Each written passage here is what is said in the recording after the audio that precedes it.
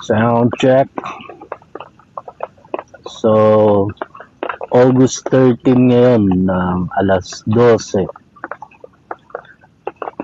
13 ng Agosto, alas 12, 12:10, alas 12 Gs ng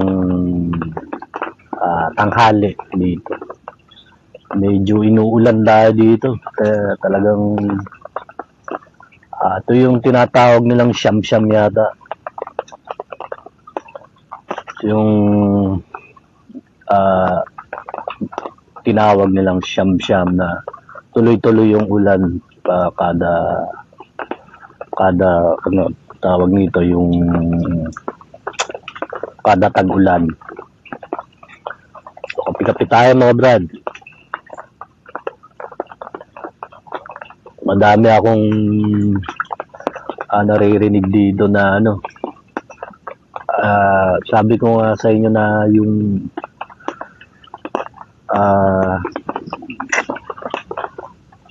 ginawa tayong laruan ng mga putang inanto dito. At hindi ko alam kung kahit saan napapanood nila ako. So marami silang marami silang sinasabi na naririnig ko rin dito. So isa na nga rito yung yung pinasisira tayo. Hindi ko alam kung ano yung pinasisira kasi ewan ko ano yung pinasisira. Hindi ko alam yung mga gamit ko. Yung anong ako nga pala, yung cellphone ko nga pala na bigay sa akin, binigay sa nanay ko na binigay sa akin. Hindi na talaga gumana. So nag-ano kasi ako noon, nag-charge ako dito. Iniwan ko doon sa kubo. So nakalak tong laton. So itong mga gagong kasi do, meron silang, alam ko nabubuksan nila yung laton na yan eh. Yung lock ko. So nagpunta ako, namulot ako ng mangga. Pagbalik ko, hindi na nag-charge yung cellphone ko. So hindi ko na yun naayos. Hindi ko pa alam kung ano yung pinasisira nila sa akin. Pinasisira nila. Baka siguro yung ako. So pinasisira daw tayo dito mga brad. At yun na nga yung ginagawa nila sa yung nandun ako sa tawag nito. Nandun ako sa organic farm, BSR, Victor Salgado Resort, Victor Salgado Reyes kasi yun, kaya BSR. Organic farm dun sa pinsan ko.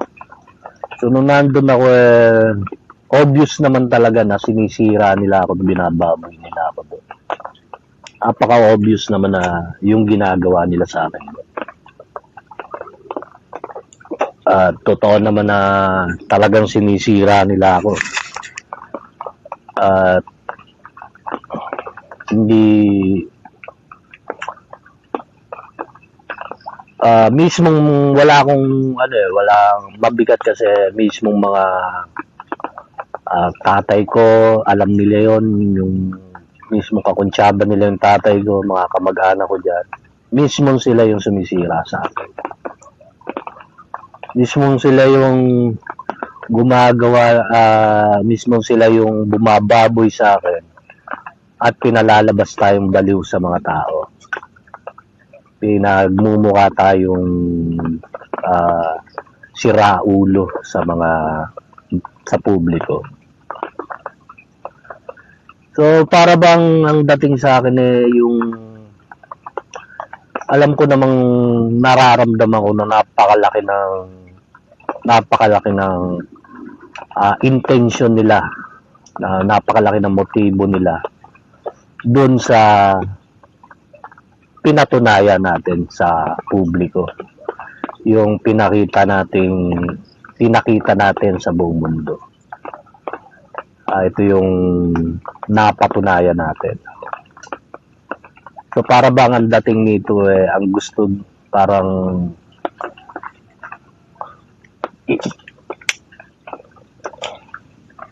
mag kasi parang ang dating daan, Iglesia ni Cristo, para bang nag-aanuhan sila. Dito nga kada umaga, yung mga Katoliko, may nagpapasyon dyan, wala naman simbahan dyan sa harap. May nagpapasyon-pasyon dyan. Yung Holy Mary, Mother of God, putang ina, wala naman simbahan doon, parang paano napunta yun doon. Nagugulat ako. So, napaka-obvious naman ang ginawa natin na laban at kumbaga halatado na yung ginawa nating pagpapatunay sa mga aral ng Diyos ay talagang garantisadong lahat ay totoo. Andyan yung mga ebidensya na nagsasabi na kahit hindi sila magsalita, nakikita nila yung mga ebidensya na nagsasabing tunay yung sinasabi dyan. So, sa akin kasi, kung kayo ang tatanungin, lalo na mga Kabitenyo, iniisip ko kung meron na bang sumikat dito sa lugar ng Cavite, katulad nila Eranio Manalo, ni Felix Manalo, ni Eliserio Soriano, Eli Soriano, ni Kebuloy. Iniisip ko kung meron na bang sumikat dito na ganong tema dito sa Cavite, na mga mangangaral na talagang sumikat dito mismo sa Cavite, nang nakapagtayo ng mga TV station, nakapagpatayo ng napakalalaking instruktura ng mga simbahan. So, iniisip ko na kung ganong kalaki yung nagawa ng mga sikat na yon, yung mga sikat na sila Felix Manalo, Eli Soriano, pwera na yung Katoliko, kasi yung Katoliko napakatagal na yan wala naman sumikat na pare, halos lahat naman sila, kung sino yung obispo yun lang naman sikat sa kanila. So yung sa mga grupo na lang, yung mga kunyari mga Iglesia ni Cristo, Dating Daan, o yung Kingdom of God, o mga gano'n. So napaka-obvious na dito sa Cavite na merong lumalaban, meron ding mga siraulo na gustong magpanggap. Sa akin naman, wala namang problema yun. Pumunta kayo dyan, magpatunay kayo sa tao, kasi ako, ang gusto ko lang naman makaalis.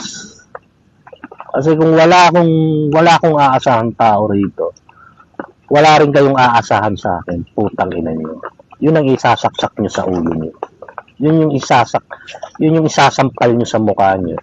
Na kung walang aasahan si Jan sa inyo, wala rin kayong aasahan sa akin.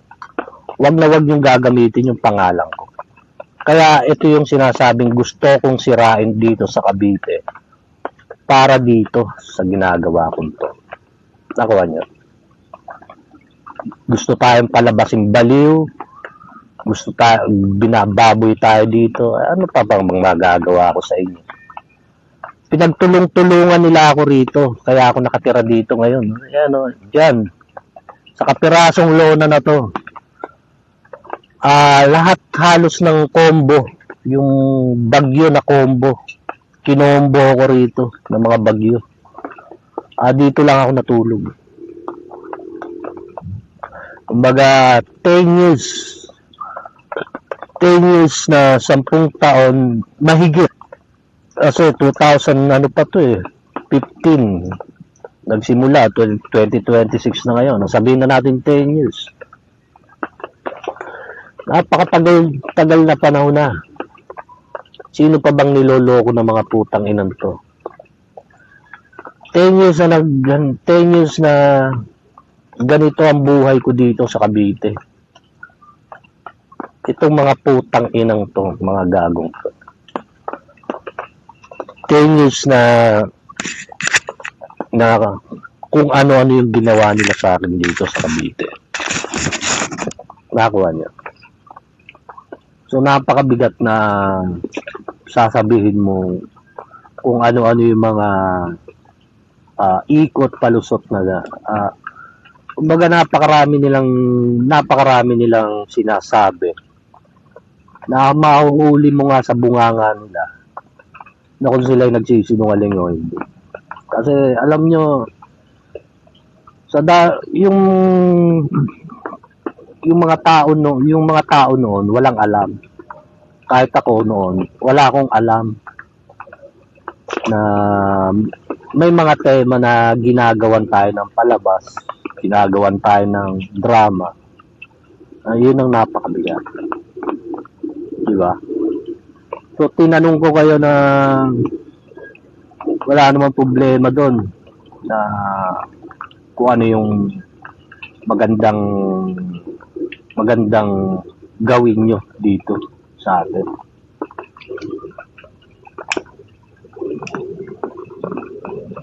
Kasi sinong ihaharap niyo doon?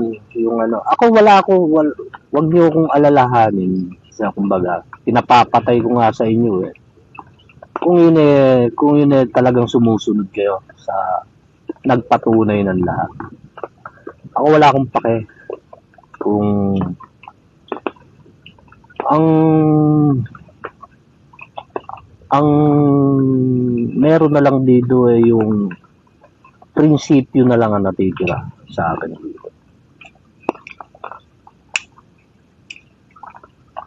Nandun ako, putang ina. Ginawa ba akong wala akong alam? Na kahit siguro yung taong sasabihin natin na wala siyang alam sa mga kumbaga ginawa kang tanga dito sa Cavite. Pinagtulong-tulungan nila ako kahit nga nanay ko niloloko ko. Walang sinasabi sa akin. Nagtutulong-tulungan nila ako dito na gawing siraulo dito sa Cavite. Tapos baka dumating ang panahon na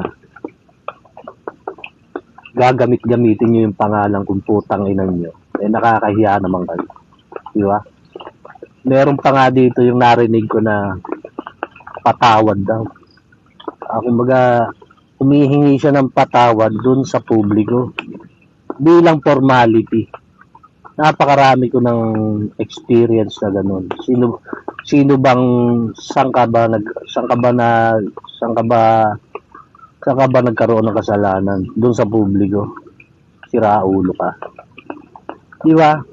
Napakadaling hulihin ng mga tao na kung siya gumagawa ng public formality sa mga tao para hindi siya mapula ng mga tao, di ba? Ganun yun eh. Nakuha daw. So gagawa nila ako ng katarantaduhan dito, gagawa nila ako ng kung ano-anong palabas dito at hihingi sila ng patawad dun sa mga tao, sa publiko, para hindi sila mabash o mapula ng mga tao. Ganun ba yun? Ganun ba ang diskarte ng putang ina nyo? Ganun ba yun? Alam nyo, gasgas na gasgas, putang ina. Kumbaga, kung merong hayop sa kapal ng mukha, mas hayop kayong, sa tingin ko lang mas matigas ang mukha ng putang ina.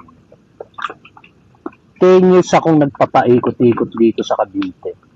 Ilang beses kayo na humihingi ng patawad, hindi sa akin kundi doon sa publiko, putang ina. Gago kayo. Di ba? Putang inang nyo. Lintik ang tigas ng mukha ng hayop kayo. Di ba?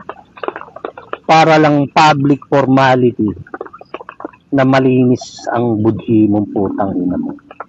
Na kung tutusin, ikaw yung mga binabayaran dito. Kayo yung mga binayaran dito, putang ina. Sa totoo lang,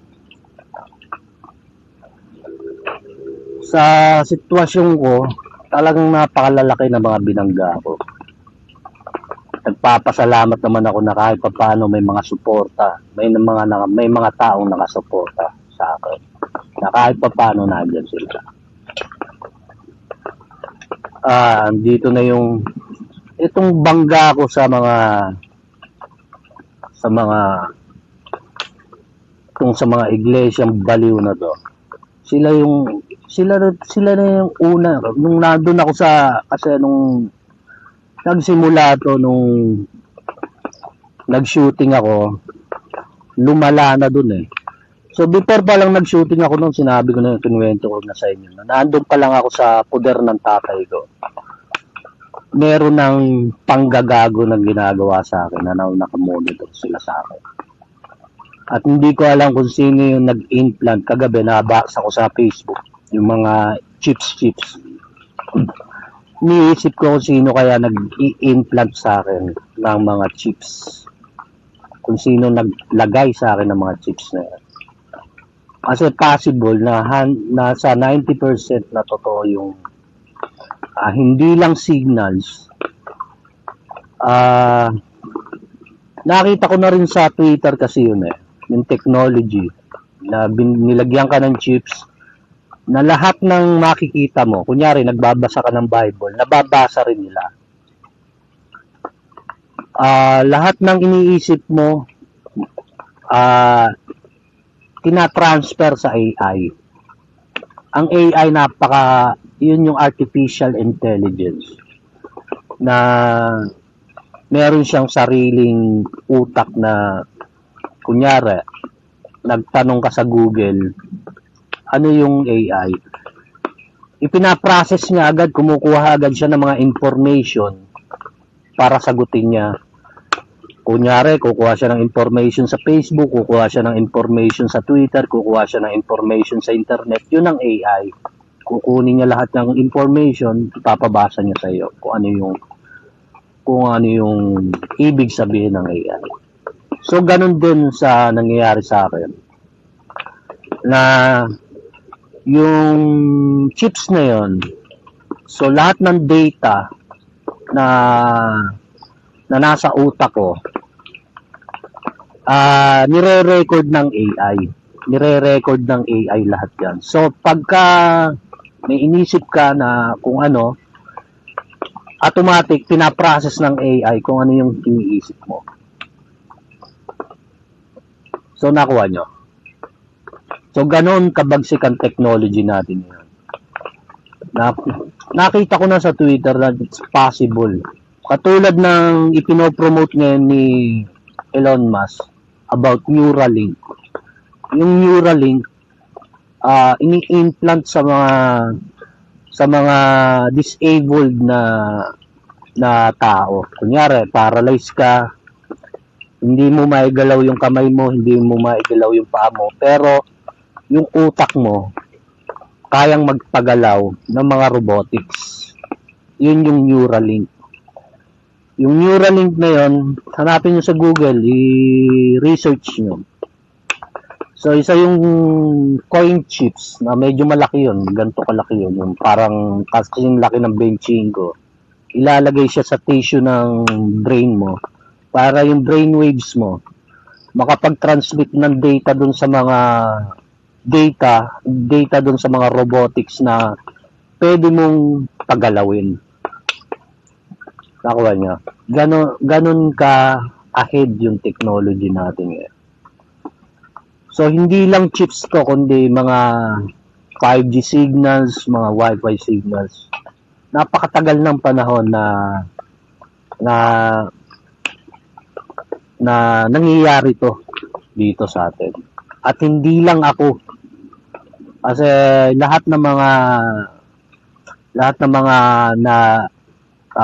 ginagangstalk, yung mga may gang stalking na nangyayari, meron din silang mga chips. Malalaman lang doon sa RFID na scanner kung meron kang chips. Kasi ang chips na yun, wala siyang sariling baterya niya. Wala siyang sariling power. Ngayon, pag in-scan siya ng RFID o rapid, pag in-scan siya, doon lang siya magkakaroon ng power at doon lang siya matetrace kung meron yung signal niya. Nakuha niya. So, ganun ang microchips, mga brad. So, sa ibang bansa, hindi na iba ang microchips kasi sila mismo nagpapalagay na rin ng microchips. So, pag magbabayad sila sa supermarket, kamay na lang ang sinaswipe na gano'n. So, ang may mga alam nito sigurado, ito na nga yung sinasabi ko na napakalaki ng kinalaman dito ng mga NBI. National Bureau of Investigation natin dito. So, hindi ko alam kung sinong putang ina ang naglagay sa akin ng mga chips na to sa akin. Na para mababoy nila ako, para lahat ng diskarte mo, o kunyari, pupunta ka sa labas, o naka-monitor sila na kunyari, pupunta ka sa labas, mag-aabang sila doon sa labas. Kunyari, may kaaway ka. Kunyari, nakaaway mo. Ito, dito, kapitbahay mo. Ngayon, nakaaway mo. After a week ago, kunyari, may bibiling ka sa tindahan, magugulat ka ngayon, nakasalubong mo. Hindi yun nagkataon. Sinadya yun. Para ma-stress ka, para malaman nila, para takutin ka, para malaman nila kung ano yung estado ng utak mo, yung estado ng katawan mo. Nandoon ang makikita nilang na-high blood ka, manginginig ka o magchichill ka.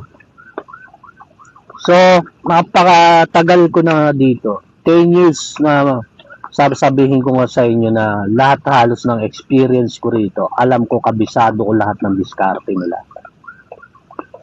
Gusto ko silang patayin dito.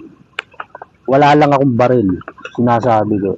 At dito nga, pinalalabas nilang wala lang to. Pinalalabas nilang parang isang laro lang na, isang palabas lang sa TV ang ginawa nilang palabas. Meron bang yung Pinoy Big Brother ba o yung series na pinanonood sa TV, hanggang kailan ba episode nun? Alam ko mga 1 taon o 6 months tapos na yan eh. Tapos ako hanggang ngayon pinanonood nila ako dito. Hindi ko alam kung anong klaseng palabas tong putang inan lang to. Na naririnig ko pati mga ABS-CBN, GMA kasama rito. So napakalaki ng, ito yung sinasabi ko sa inyo na napasok na tayo sa pinakamalaking gulo o gusot dito. Kasi nagsimula tayo dun sa napasabi tayo sa mga putang inang iglesyang to. And then itong mga gagong to, kasi sa tingin ko lang kasi itong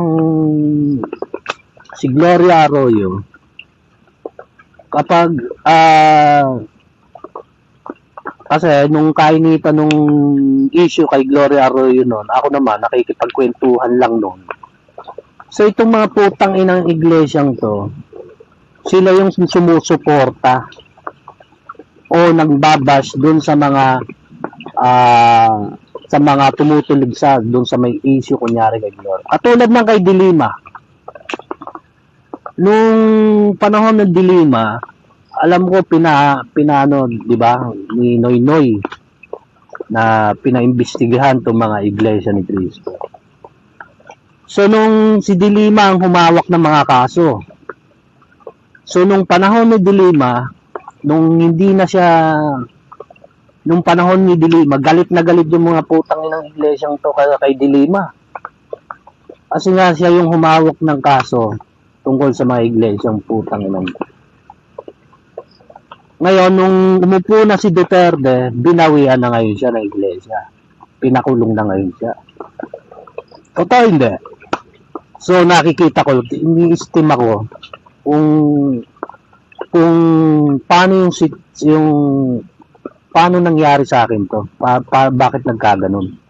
Ni-estimate ko, sinisistema ko, binabalansi ko, binibigyan ko ng point of view kung paano ako napunta rito. So, parang ganun nga ang sistema nga nun. Na pagka may, kunyari, napapasok ko sa mga isyong ganun, pag-iinitan ka nila. Ikaw naman, wala ka namang alam na nakisyoso ka lang, nakipagkwentuhan ka lang doon, patanga-tanga ka, nadamay ka ngayon.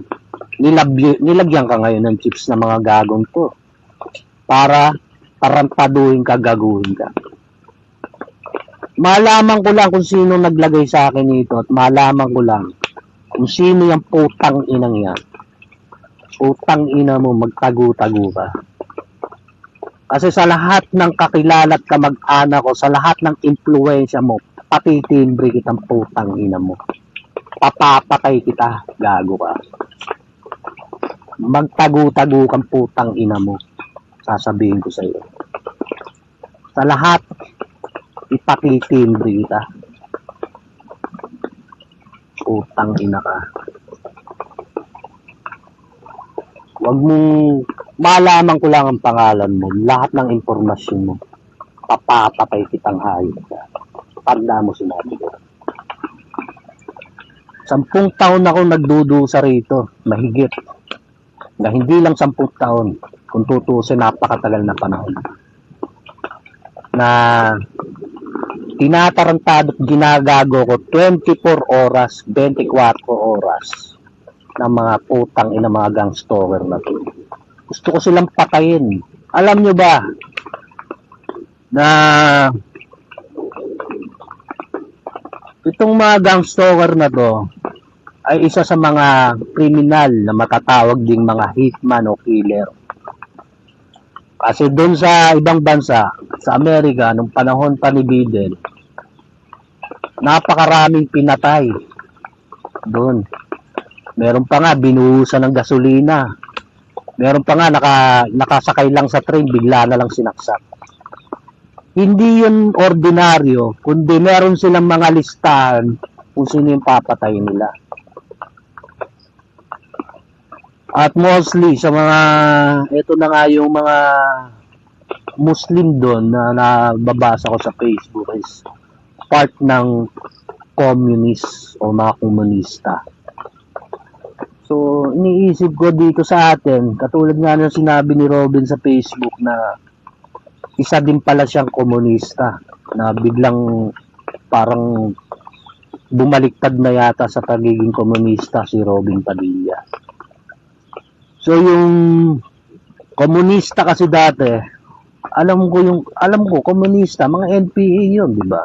National People's Army o CPP, NPA, hindi ko alam na yung CPP eh.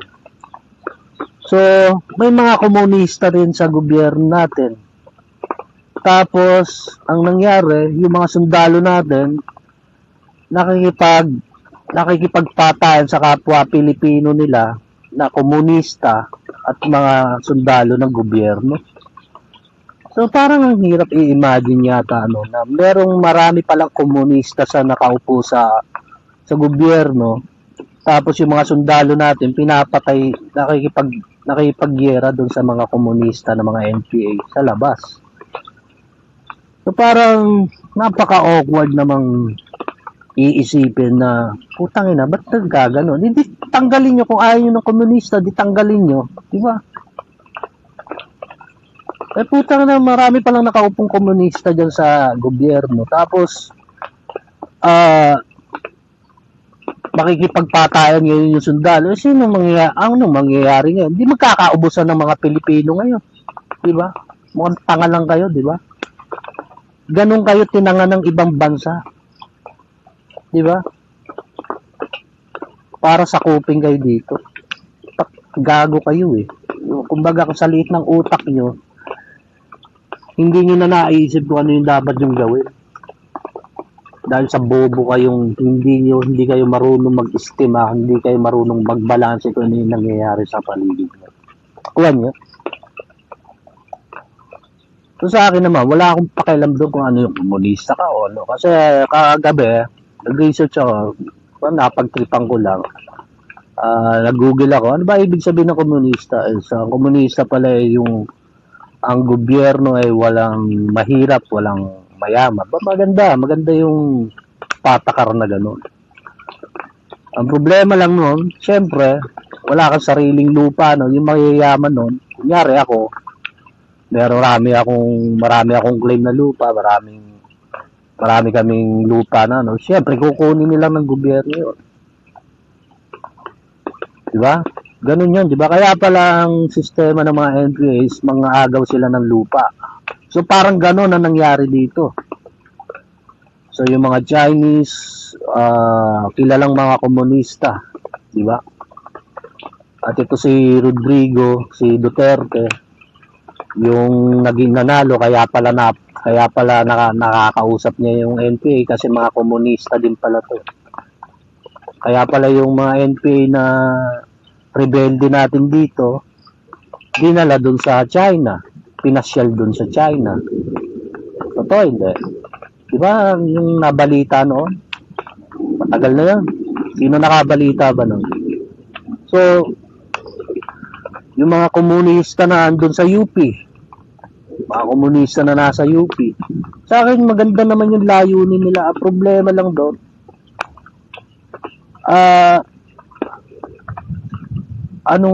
asa ng development, napakatagal na. Walang development, di ba? Walang processing na, ano ba yun? Paano bang ginawa niya? Lalo lang gumulo, di ba? Kasi nga't nag-aagawan sa lupa, siyempre, itong may-ari din ng lupa, yung mayaman, ayaw din naman niya ibigay yung lupa niya. Di ba? So,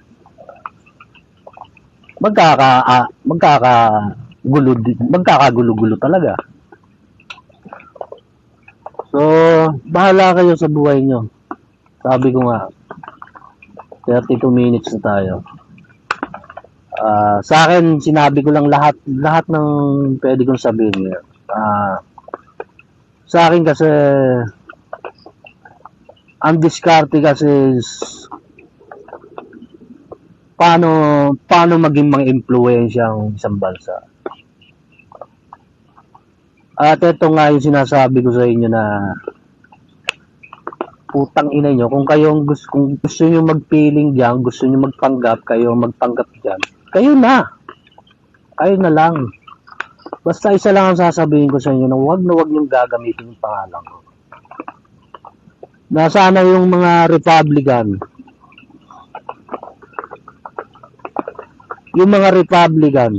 na sila Trump, sila Elon, na sana yung mga Republican na to magkaroon ng kasulatan na bilang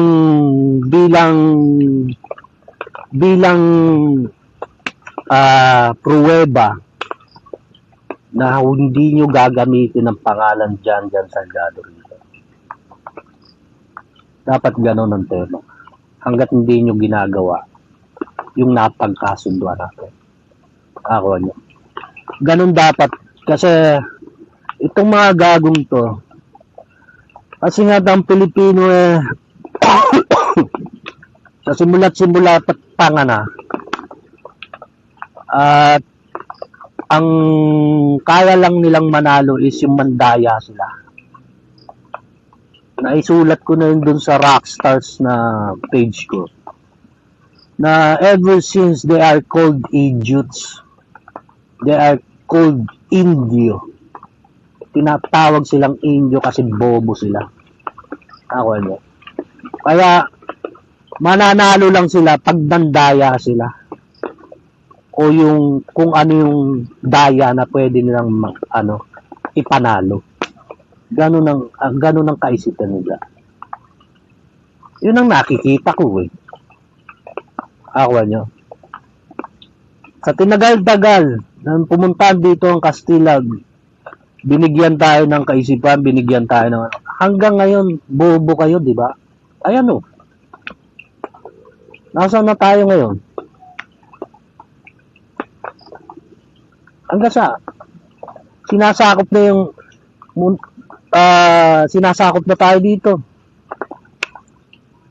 Pinagpatayan-patayan ng mga Pilipino. Mukhang tanga kayo kung sino yung nasa likod lahat ng mga yon. Di ba? Kasi nga't bobo kayo. Ang meron lang kayo, mukhang pera kayo. Katulad nung yung tinatawag na makapili doon nung unang panahon sa mga Hapon. Yung makapili, tatawag na makapili. Oy, sino dito yung mga guerrilla? Sige, tuturo niyo. Sino-sino. Tapos bibigyan siya ng pera. Ito, pera. Ganun kayo kabobo. Ganun kayo katanga. Totoo hindi. So, si Jan gumawa rito ng isang hindi sinasadyang pagkakataon na napunta tayo sa pinakamataas na antas ng impluwensya sa buong mundo. Na hindi ko naman sinasadyang mapunta doon sa pinakamataas na doon. Sa pinakamataas na yung sinasabing sa mundo ng mga halimaw. Tanungin nyo yung bawat Pilipino rito. Ano ba yung antas na sinasabi nito ni Janja? Putang ina, hindi ko maintindihan. Bobo nga ako eh. Ganon, tanungin nyo mga Pilipino. Ano ba yung sinasabi ni Janja dito? Wala akong maintindihan eh. Yung pinakamataas na antas ng impluwensya sa buong mundo. Tanungin nyo nga yung mga Pilipino kung alam nila yun. Tanungin nyo yung mga politiko natin dito kung alam nila yun. Yung pinakamataas na antas ng impluwensya dito sa buong mundo. Hindi ko sinasadyang mapunta sa pinakamataas na yun. Na kaya dapat sana yung mga Republican sa Amerika may translate nila to, sila Trump, sila Elon, na mabigyan nila ng kasunduan ang Pilipinas at ang Amerika. Kasi itong sabi ko nga, kung wala rito, sabi nga ng Diyos pumunta ka doon sa makapalang tao ng Diyos. Kasi kung wala, ano ba yung makapalang tao ng Diyos? Kundi kung saan mas maraming suportado ang Diyos. Kung saan sinusuportahan ng Diyos. Nakuha niya? Yun ang ibig sabihin ng makapalang tao. Pumunta ka doon sa makapalang tao ng Diyos. So kung wala ditong kapal ng tao, kapal ng mukha meron dito sa Pilipinas, ano pang aasahan ko rito? Kundi doon na lang ako sa Amerika na meron pang maaasahang tao na pwedeng lumaban para dito. Nakuha niyo? So, ilang relihiyon, ilang grupo ang pinabagsak hindi ko mabibilang. At sa Amerika, napakarami din nilang makakalaban, sigurado. Unang-una sa lahat ang mga Jehovah Witness. Kaya pala magkasundo tong Jehovah Witness tsaka tong Iglesia ni Cristo kasi parehas bobo lang ama ng mga to.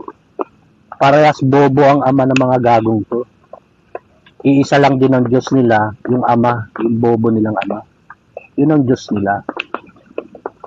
So, naalaman ng buong mundo na kung sino ang iisang Diyos na itinuro ni Janjan, nagkabaligtaran ngayon, pati Muslim na taranta. Nakuha nyo? Andyan sa Bagtas, maraming Muslim dati dyan, di ba? Nasaan na sila? Kaya pala dito, sa buong Cavite, madaming Muslim dito sa Cavite, biglang dumami, nagulat ako nun So, ito yung parte ng Demokratiko, Katolik, yung mga Demokratiko na ginawa nilang grupo. Ang sangay ng Demokratiko is Katolik, Komunista, mga Muslim, at liberal, mga liberal, marami silang sangay itong demokratiko. Kaya nga pagka nagpapatakbo sila ng mga politiko, isang landslide ng isang landslide yan. Isang bagsak ng isang bagsak yan. So isa lang gumiba ng lahat, mga Republican sa Amerika, na pag ito naman ang naitayo doon, siguradong marami silang kakainin bigas dito bago nila mapatumba ang the Rock of Jesus Christ. Sasabihin ko sa na sinubok na ng panahon. Ilang taon ako nakipaglaban dito, halos hindi ko na simula ng 2016 hanggang ngayon na naglaylo lang ako sa debate, pero pakalat pa rin ako ng pakalat ng mga aral. Sinabihan ko nga yung mga tropa ng mga nagde-debate, puro kayo debate, wala namang katapusan yung debate nyo. Mas maganda yung nakipag-debate ka na marami ka ng pinatumba. Tapos ka na dyan, praktisa na lang yan yung debate. Ang gawin mo na ngayon, pag hasang-hasa ka na sa debate, kumalap ka na ng mga tao, gumawa ka na ng influensya mo. Ganun ang ginawa ko. Hindi ko ginugol yung sarili ko doon sa debate. Itong mga putang inan to, akala siguro mauuto ako. Kunyari, nakipag-debate ako. Kumbaga, ginagalay nila ako. Akala siguro ng mga gago na nasisistema nila ako. Hindi. Papakalat ako na nagpapakalat. Mga siraulo, mga bobo nga eh. So sa lahat ng mga followers ni John Salgado, lahat ng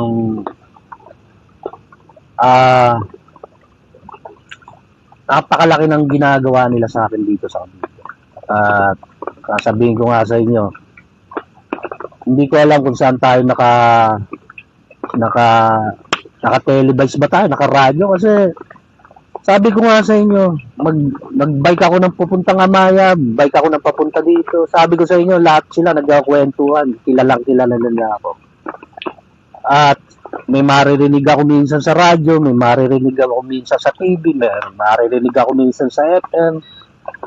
So ano ba talaga nangyayari? Sino ba ang niloko rito ng putang ina? Sabi ko nga sa inyo, kung gusto niyo magtanggap, gusto niyo maging ako doon, kayo na lang si Jan Jan. Huwag niyo lang gagamitin yung pangalan ko, kayo na lang ang magtayo rito.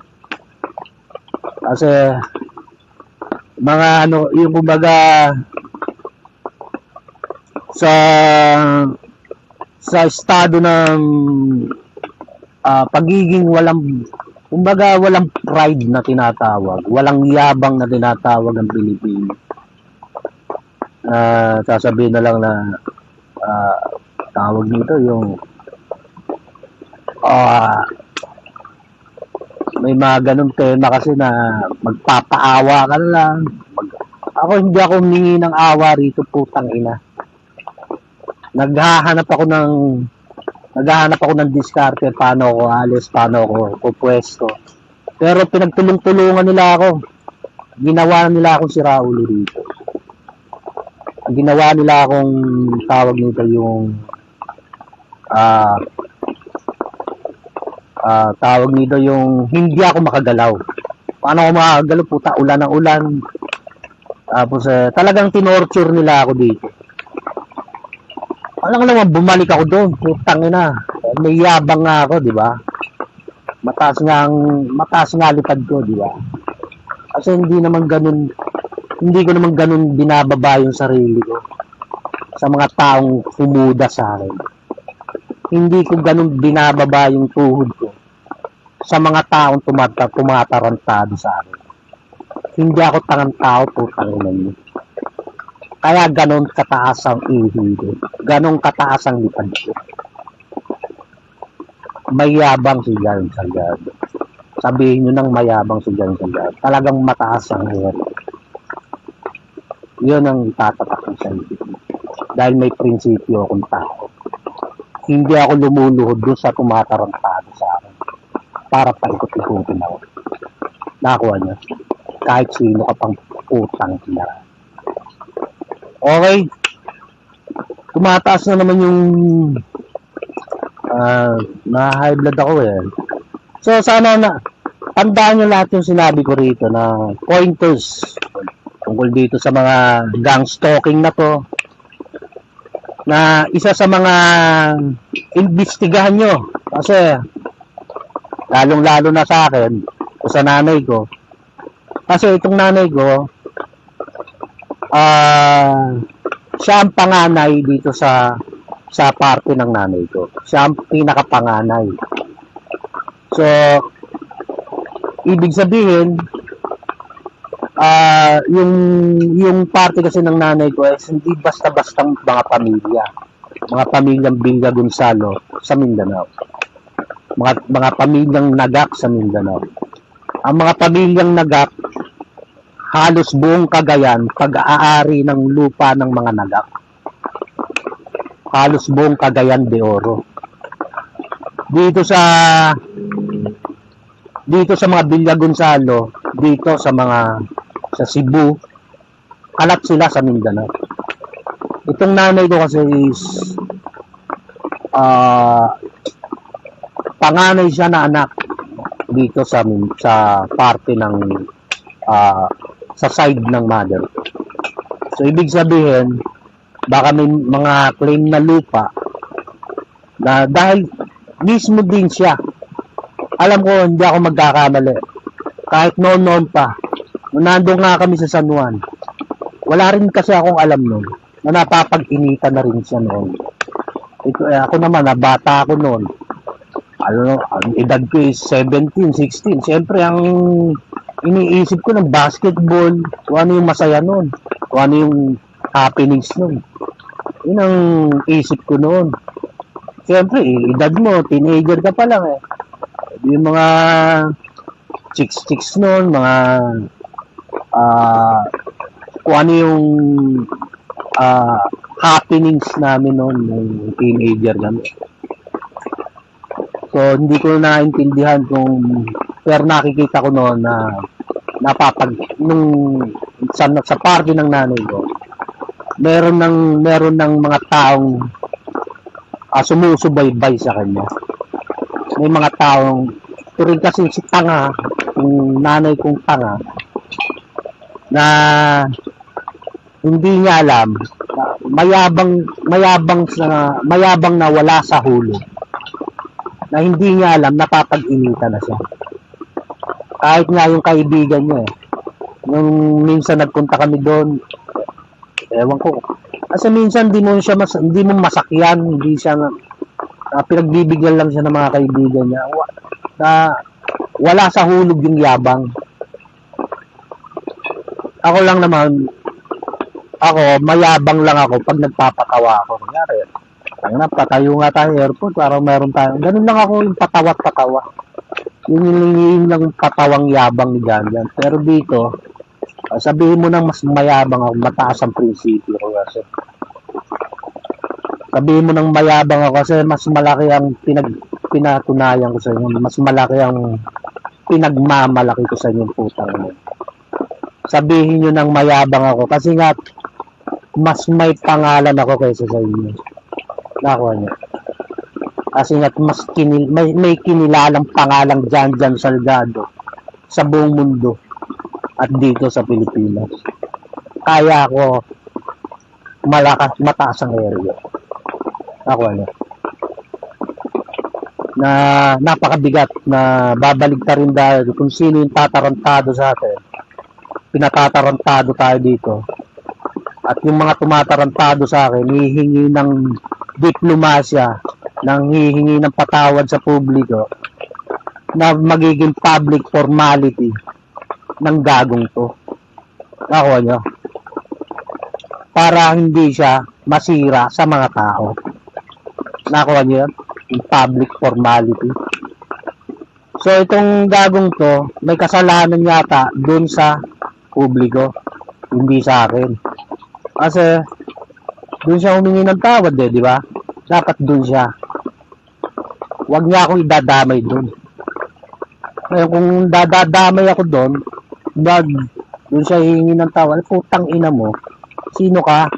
Gago ka. Nakuha niyo. Tarantado ka ba? Ang laki ng kasalanan mo sa akin. Nagdusa ako dito hanggang 10 taon na mahigit na. Hihingi ka ng patawad sa publiko? Doon ka ba may sila ba yung may kasalanan sa iyo o ikaw may kasalanan sa kanila? Ganun ba katanga yung mga tao? Malamang sigurado yung sa mga taong walang alam. Public formality na diplomasya ang paraan para hindi ka masira sa mga panggalo. Napakabigat. Napakarami na halos buhay ko ang pinaya ko dito. Ang bigat. Sabi ko nga sa inyo. Kung ano-anong disgrasya na inabot ko. Kaya nga sabi ko sa inyo, kung malalaman nyo kung sino may punot dulo nito at kung sino may utak lahat nito, kung ano man ang may mangyari kay John Salgado, patayin nyo, sinabi ko na. Noon ko pa sinabi, patayin nyo sila. Doon ko lang malalaman kung talagang lumalabang ka ba talaga. Kasi napakabigat nito, yung lalabang ka lang ng para lang sa kapakanan yung hayop kayo. Diba? Ang bigat nun eh. Lalabang ka lang dun sa kapakanan na para lang sumikat kayong hayop kayo, dala yung pangalang kung gago kayo. Napakabigat nun. Diba? Sobrang bigat nun. Na para lang sumikat kayo, makilala kayo, dadalhin nyo influensya ko. Ang bigat. Na kung sino yung tinarantado nyo at unti-unti yung pinapatay ditong hayop yun. Napakabigat na ganun ang gagawin sa akin. Kasi bago pa lang kayong gumalaw, nakikita ko na kung ano yung ginagawa ng puta. Alam ko lahat ang ginagawa. Wala kayong pinangarito, gago kayo. Nakuha. Kaya sa mga tropa, ay parating nyo sa mga Republican yung sinasabi kong kasunduan na sinasabi ko.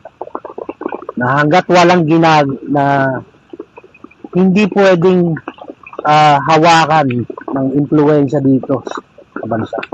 Hanggat hindi ginagawa yung sinasabi. Kumbaga may kasunduan tayo bago nyo makuha lahat. Kasi mas maganda na ito yung mga taga-Amerika na humawak talaga nito kasi mas may malakas ang depensa nila. Ng oras na girahin sila, wala namang problema. Malakas kami. Dito, oras na girahin kayo. Ano pa lang tawag nito laway pa lang, kumbaga naggugulatan pa lang kayo, nagtakbuhan na itong mga gagong to. Kumbaga naggugulatan pa lang kayo, nagtago na sa lelang niyang panot. Kumbaga nagtago na sa saya ng lola niya. Yung kumbaga sa kasabihan ng mga Pilipino, nagugulatan pa lang tayo, nagtago ka na sa saya ng nanay mo, putang ina mo. Diba? Iniisip ko, mas maganda nga siguro kung sa Amerika, mas maganda itayo yung sinasabi ko. Matagal ko na sinasabi ko sa kanila yun. Sana yung mga Republican na nakakaintindi rito, yung maparating nila doon. At sana makuha nila ako rito. At ang bilang ganti at bawi ko sa kanila, gagawin ko silang pinakamarunong sa Biblia. Akala siguro nila na ibigay ko ng lahat. Hindi. Marami pa. Sa susunod na ulit at mag-isang oras na naman awit at tumataas-taas na naman. Puta na, pasobra na naman tayo ng kape. Susunod na ulit, this is John Salgado ng The Rock of Jesus Christ. At pag-isipan nyo yung ano ba yung magandang gawin natin, gawin ninyo dito sa bansa. Kayo na lang. Kasi sa nakikita ko ngayon, wala akong makita kahit isa sa inyong putang. Kumbaga dun sa Biblia, yung pinag-aaralan yung katwiran ng tao, wala kayong artificial intelligence para mag-execute kung ano yung dapat yung gawing hayop. Nakuha nyo? Hindi. kontrolado kayo. Kontrolado kayo ng sistema, kontrolado kayo ng mga gagong. Kontrolado kayo ng mga demonyo. Wala kayong AI. Wala kayong katwiran. Ang katwiran kasi is kung ano yung dapat mong i-execute, dapat mong gawin, maganda mong gawin. Ang aral kasi, ito bibigyan ko kayo ng bawat isang oras na yan. Ang aral kasi is ito yung pinaka-program sa pagkatao mo. Kaya ka tinuturuan ng Diyos tungkol sa Biblia para maging program mo. Ito yung program mo na magpapatakbo sa'yo. Kumbaga sa computer, binigyan kita ng operating system para tumakbo ka mag-isa. Ganon ang Biblia. Siya yung operating system para tumakbo ka. Para yun ang gamitin mong pinaka-programa mo. Ako. Kaso wala kayong katwiran kahit isa. Sino ba makikita ko rito? Diba? Ako nyo? Kaya nga hindi karapat dapat kayong pwede rito kasi putang ina. Kung logic lang na magkakaroon ng kunyari isang malakas na bansa na kayong takatayo na kayo, logic lang na merong isang manggugulo dyan, madali lang kayong pabagsakin. Kasi wala kayong artificial na pwedeng ikatwiran, wala kayong bobo nga kayo, di ba? Hindi kayo pwedeng gawing artificial intelligence. Hindi kayo pwedeng gawing AI. Hindi kayo, kasi nga wala kayong kakatwiran sa sarili niyong putang. Nakuha niyo? Nakita niyo naman ako, walang batas-batas sa akin. Pagka ginusto ko, ginusto. Dahil yun ang tama akong gawin. Nakuha niyo? Yun yung katwiran na sinasabi. Dahil ito yung tama na dapat gawin. Nakuha niyo? Susunod na ulit. At this is John Salgado ng The Rock of Jesus Christ. At God bless.